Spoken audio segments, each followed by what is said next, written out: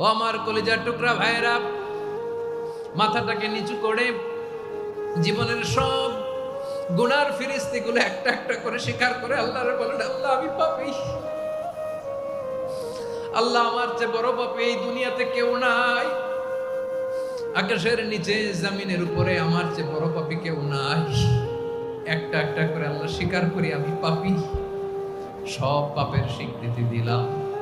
আল্লাহ জামিনে আমার চেয়ে বড় পাপী আর কেউ নাই। অজু করে সিজদায় লুটিয়ে পড়ে চোখের পানি ছেড়ে আল্লাহরে পাপের স্বীকৃতি দেন। আল্লাহ, এই স্বীকৃতিটা দেখতে আল্লাহ বড্ড ভালোবাসে, কারণ আমরা সবাই গুনাহগার। আমরা সবাই কি? বিশ্বনবী বলেন কুল্লুকুম খাত্তাউন, বানি আদম তোমরা সবাই পাপী। সবাই কি?